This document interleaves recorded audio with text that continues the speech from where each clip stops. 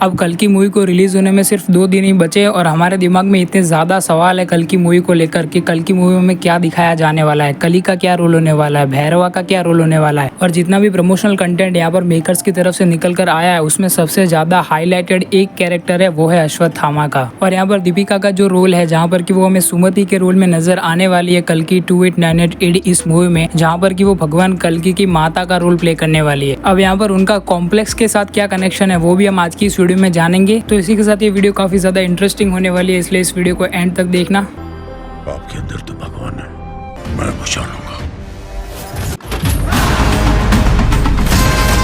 सबसे पहले बात करते हैं कि दीपिका यानी कि सुमति का कॉम्प्लेक्स के साथ क्या कनेक्शन है। कल्कि का जो सबसे पहला 10-11 महीने पहले जो टीजर या फिर ग्लिम्स आया था ना, वहाँ पर हमें दीपिका पादुकोण के कैरेक्टर यानी कि सुमति को किसी लाइन में खड़ा हुआ दिखाया जा रहा था। वहाँ पर उनकी कॉस्ट्यूम को देखकर ऐसा लग रहा था कि वो किसी लैब की ह्यूमन सब्जेक्ट है। और सिर्फ वही नहीं, उनके आसपास जितनी भी औरतें खड़ी थी वो सभी यहाँ पर कली की लैब की ह्यूमन सब्जेक्ट है। अब यहाँ पर मैंने कली की लैब इसीलिए बोला क्योंकि मुझे ऐसा लगता है कि यहाँ पर कल की 2898 AD मूवी में हमें ऐसा दिखाया जा सकता है कि कली जो है वो अपने काल यानी कि कल्कि के अवतार लेने से पहले ही सभी माताओं की गर्भ को नष्ट कर देना चाहता है। और अगर आपको इस चीज को समझने में दिक्कत हो रही है तो आप ट्रेलर 2 का ये वाला सीन देख सकते हो जहाँ पर कि एक औरत के पेट पर कोई डिवाइस लगाया जा रहा है। और इसके पहले ही एक सीन आता है जहाँ पर कि हमें सुमति को घबराया हुआ दिखाया जा रहा था। तो इसका मतलब ये हुआ कि जहाँ पर ये सब कुछ हो रहा था ना, वहाँ पर सुमति भी मौजूद थी। अब ये जो थियरी मैंने आपको बताई गर्भ के नष्ट करने वाली, वो एकदम बेसिक सी लगती है। तो फिर ये लो एक और थियरी। जैसा कि हम सभी ये जानते हैं कि भगवान कल्कि के जो पिता होंगे उनका नाम होगा विष्णु यशस और उनकी माता का नाम होगा सुमति। तो दीपिका के कैरेक्टर के रूप में हमें सुमति को तो कई बार दिखाया गया है कई सारे प्रमोशनल मटेरियल्स में, लेकिन हमें यहाँ पर विष्णु यशस को कहीं पर भी नहीं दिखाया गया। तो यहाँ पर कल्कि के फादर यानी कि विष्णु यशस को ना दिखाने के पीछे का क्या रीजन हो सकता है। अब इसका रीजन ये हो सकता है कि विष्णु यशस की सारी अच्छाइयों पर विजय पाकर कली बन चुके हैं विष्णु यशस। हाँ, अब उन्हें कली ना कहकर अगर सुप्रीम यास्किन कहेंगे तो ज्यादा सही लगेगा। तो यहाँ पर जैसा कि आप सभी लोग जानते हैं कि कली का कोई अपना रूप नहीं है, वो बस बसता है इंसानों के अंदर बसी बुराई में। और इसी वजह से विष्णु यशस की एक गलती यानी कि उनके एक पाप की वजह से ही कली उनके ऊपर काबू कर पाया होगा। क्योंकि हमें यहाँ पर ये बताया गया है कि कल्कि के जो पिता होंगे यानी कि विष्णु यशस वो काफी उच्च कोटि के ब्राह्मण होंगे। तो यहाँ पर कली का प्लान ये होगा कि वो विष्णु यशस की बॉडी में रहकर, इसलिए तो हमें वहाँ पर वो किसी ट्रैप में फंसा हुआ है ऐसा दिखाया जा रहा था। और इसलिए तो वो अपने सारे काम इन चैटर्जी से करवाता था। ये तो हम सभी जानते हैं कि कल्कि अवतार को मारा नहीं जा सकता किसी भी शक्ति के द्वारा,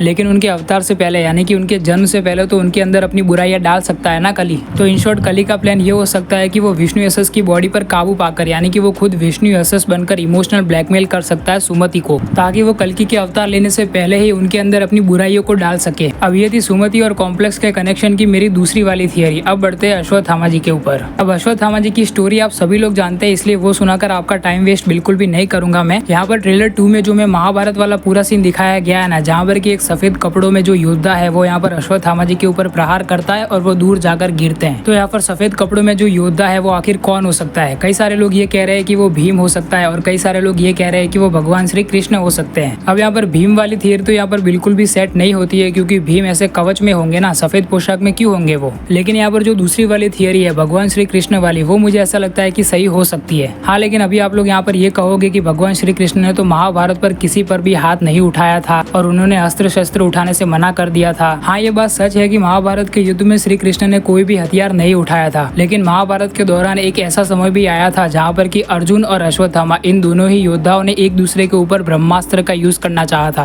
और अगर वो ब्रह्मास्त्र का यूज करते और 2 ब्रह्मास्त्र आपस में टकराते तो पूरी सृष्टि का नाश हो जाता। और यही बात वेद व्यास जी ने उन दोनों को समझाई और इसी वजह से अर्जुन ने तो अपना ब्रह्मास्त्र वापस ले लिया, लेकिन अश्वत्थामा जी के पास वो उनको ट्रिक नहीं आती थी ब्रह्मास्त्र को वापस लेने की। अब यहाँ पर उस ब्रह्मास्त्र का प्रहार किसी न किसी को तो झेलना ही पड़ेगा और इसीलिए अश्वत्थामा ने उत्तरा के गर्भ पर उस ब्रह्मास्त्र का प्रहार कर दिया। और इसी वजह से श्री कृष्ण ने क्रोध में आकर यहाँ पर अश्वत्थामा जी के पास से उनकी वो मणि थी ना, वो छीन ली और फिर उन्हें ये श्राप दिया कि वो कलयुग के अंत तक ऐसे ही असहनीय दर्द के साथ जंगलों में भटकते रहेंगे। और इसलिए तो यहाँ पर हमें अश्वत्थामा जी का जो ग्लिम्स आया था वहाँ पर उनके सर पर हमें मणि नहीं बल्कि खून दिखाई दे रहा था। तो यहाँ पर सुमति और भगवान कल्कि को बचाने के पीछे का कारण ये है कि यहाँ पर अश्वत्थामा जी अपने पापों का प्रायश्चित करना चाहते हैं। तो अब आई होप कि आप लोग ये समझ गए होंगे कि जो सफेद पोशाक में योद्धा हमें दिख रहे हैं वो भगवान श्री कृष्ण किस तरीके से हो सकते हैं। अब भाई लोग प्रभास यानी कि कि भैरवा को लेकर मेरे दिमाग में काफी अच्छी थियरी है। अब बाकी लोग ये कह रहे हैं कि भैरवा ही आगे चलकर कल्कि बनने वाला है या फिर वही कल्कि के फादर है वगैरह वगैरह। अब लेकिन मुझे ऐसा लगता है कि नाग अश्विन ने प्रभास के कैरेक्टर को भैरवा ये नाम इसीलिए दिया है ताकि वो आगे चलकर ये दिखा सके कि जो भगवान शिव के 64 अवतार है भैरव के रूप में, जिनकी की अलग अलग 8 कैटेगरीज है और वो रिप्रेजेंट करती है 8 अलग अलग यूनिवर्स को, और उन 8वीं कैटेगरीज के अपने अपने लीडर मेजर भैरव भी हैं। और भैरवा नाम के पीछे का राज यही हो सकता है कि वो आगे चलकर उन्हें भगवान शिव का कोई अवतार बनाए, यानी कि मेरा मतलब है कि भैरव का कोई अवतार बनाए या फिर वो खुद ही भैरव है। अब चलो ये तो आगे चलकर ही पता चलेगा कि कल्कि के किसी यूनिवर्स की किसी मूवी में हमें ये पता चलेगा कि वो भैरव है। लेकिन अभी तो जो ये पहली मूवी आ रही है वहां पर तो हमें प्रभास के कैरेक्टर यानी कि भैरवा को एक विलन के रोल में ही दिखाया जाने वाला है। अब हाँ, एंडिंग में जाकर उनका हृदय परिवर्तन दिखा सकते हैं, लेकिन वो कैसे दिखाएंगे वो भी काफी ज्यादा इंटरेस्टिंग होगा। तो वेट करते हैं 27 जून का और फिर वॉच करेंगे कल्कि मूवी को। चलो फिर मिलता हूँ किसी और अगले इंटरेस्टिंग वीडियो में, तब तक के लिए बाय।